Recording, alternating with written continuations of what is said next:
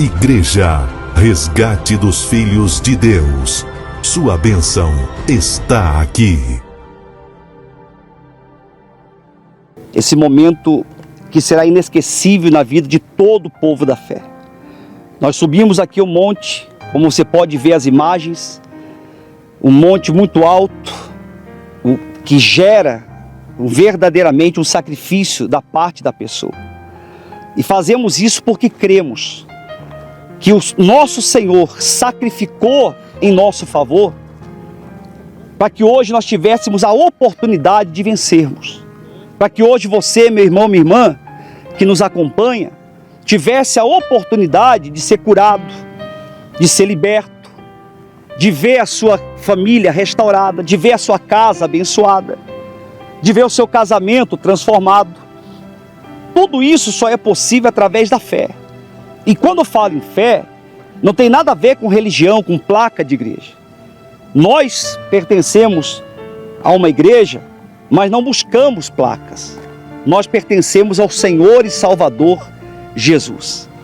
Então, como você pode ver, estamos aqui agora no momento de reflexão da palavra. Eu quero que você, meu irmão, minha irmã, já mande aí o seu pedido, se inscreva, siga, e eu tenho certeza que Deus vai abençoar. Você que está aqui no monte, abra a sua Bíblia no livro de Lucas. Lucas capítulo 24, no versículo 13. Lucas 24, versículo 13. Abra aí por gentileza. Diz assim, ó. Naquele mesmo dia, 2 deles estavam de caminho para uma aldeia chamada Emaús, distante de Jerusalém 60 estádios, e iam conversando a respeito de todas as coisas sucedidas. Aconteceu que enquanto conversavam e discutiam, o próprio Jesus se aproximou e ia com eles. Os seus olhos, porém, estavam como que impedidos de reconhecer. Então, lhes perguntou Jesus: que é isso que vos preocupa? E de que ides tratando à medida que caminhais? E eles pararam entristecidos. Um, porém, chamado Cleopas, respondeu, dizendo: és o único, porventura, que tendo estado em Jerusalém, ignora as ocorrências desses últimos dias? E ele perguntou: quais? E explicaram o que aconteceu a Jesus, o Nazareno, que era varão, profeta, poderoso em obras e palavras diante de Deus e de todo o povo. E como os principais sacerdotes e as nossas autoridades o entregaram para ser condenado à morte e o crucificaram.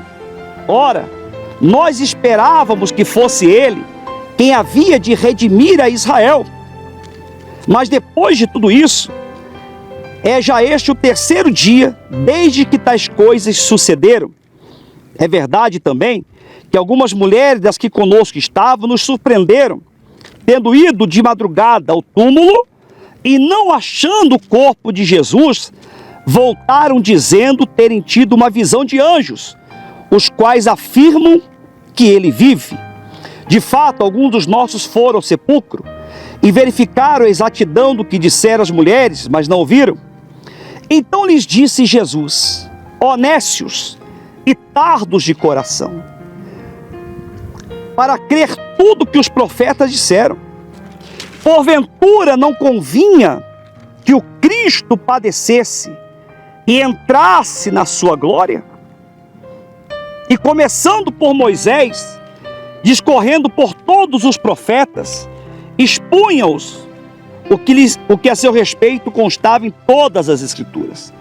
Quando se aproximaram da aldeia, para onde iam, fez ele menção de passar adiante. Mas eles o constrangeram, dizendo: fica conosco, porque é tarde e o dia já declina. E entrou para ficar com eles. E aconteceu que, quando estavam à mesa, tomando ele o pão, abençoou, e tendo partido, lhes deu. Então se lhe abriram os olhos e o reconheceram, mas ele desapareceu da presença dele. E disseram ao outro: Porventura não nos ardia o coração quando ele pelo caminho nos falava? Quando nos expunha as Escrituras? E na mesma hora, levantando-se, voltaram para Jerusalém, onde acharam reunidos 11 e os outros com eles, os quais diziam: o Senhor ressuscitou e já apareceu a Simão. Então os dois contaram o que lhes aconteceram no caminho e como fora por eles reconhecido no partir do pão. Presta só atenção nisso aqui, gente.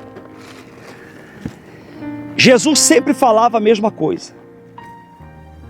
O meu reino não é daqui. O meu reino não é neste mundo.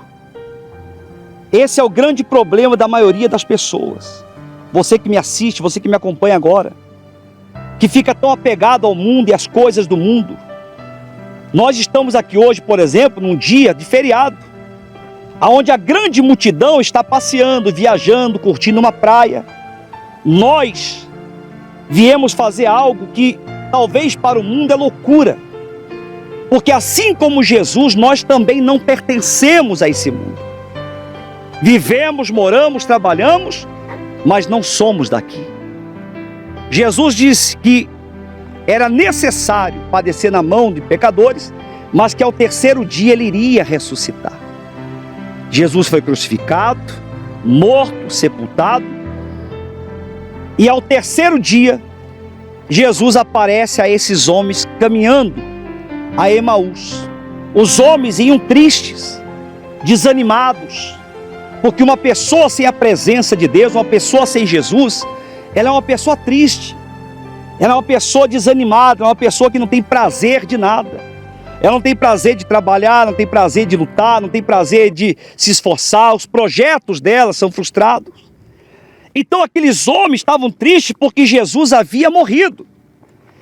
E eles acreditavam nisso, esqueceram de todos os ensinamentos que Jesus falava, que ao terceiro dia ele iria ressuscitar. Isso é crer no impossível. Isso é crer naquilo que o homem e o mundo não pode fazer. Não importa o que o médico disse a você, não importa o que a sua família disse, não importa o que as pessoas falam a seu respeito. O que importa é o que quando Deus olha para você, Ele vê. O que Deus vê quando olha para você? Porque Deus olhava para aqueles homens caminhando e só via a tristeza, só via desânimo. Jesus caminhando com eles e eles não reconheceram Jesus. Quantas pessoas que estão dentro das igrejas que não reconhecem Jesus? Quantas que um dia já estiveram dentro de uma igreja que hoje já não estão mais porque deixaram de reconhecer Jesus? Quantas? Jesus pergunta para eles: por que vocês estão tristes? E eles falam com Jesus como se fosse qualquer outra pessoa. O senhor não está sabendo, não? O que aconteceu com Jesus, o Nazareno? Foi entregue, foi sacrificado, foi morto, foi sepultado. Vocês não estão sabendo, não? E Jesus o quê? Qual é a novidade? Qual é a informação? E esses homens tristes, desanimados, falavam acerca da morte de Jesus. Só que Jesus já havia ressuscitado. Jesus caminhando com eles, andando com eles, e eles não reconheciam que era Jesus. Quem veio conosco até esse monte? Quem trouxe nós 12 horas de viagem até aqui? Quem, gente? Quem fez você subir esse monte aqui? Quem te deu força? Você consegue sentir a grandeza dele aqui? Olha para o lado, olha para o outro lado, olha aí, gente. Olha para o céu. Você consegue ver a grandeza de Deus? Sim ou não? Pois é. Porque ele não morreu. Ele está vivo. Ele está neste lugar. Esses homens, Jesus ia conversando com eles. E chegou uma hora que Jesus passou à frente e ele falou: não, fica conosco, dorme aqui hoje. constrangeu Jesus a ficar, a visitar a casa deles. E quando Jesus foi embora, eles perguntaram: você não viu alguma coisa diferente nesse homem? Quando ele falava, ardia o coração. Quando ele falava, ardia algo diferente. E aí os olhos deles se abriram. E aí eles perceberam que quem estava do lado deles sempre foi Jesus. Então não é a nossa força, não é a nossa inteligência, não é condição financeira. Nós estamos aqui de pé porque Jesus está conosco. Nós estamos lutando porque Jesus está conosco. Ele não morreu. Ele ressuscitou. Quando esses homens abriram os olhos, eles viram que quem estava do lado deles o tempo todo e não sabiam, era Jesus.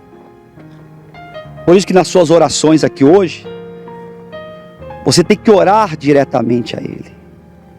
Você tem que pedir diretamente a Ele. Tem lugar que a pessoa viaja quilômetros e quilômetros para ir ver o homem, para ir em determinados locais para ver uma pessoa. Nós não viemos ver homem nenhum, nós viemos ver a quem, gente? Nós viemos ver o próprio Deus aqui. Nós não precisamos de intermediário. Nós temos Deus conosco. Diga a glória a Deus. Quem crê nisso? Igreja Resgate dos Filhos de Deus. Sua bênção está aqui.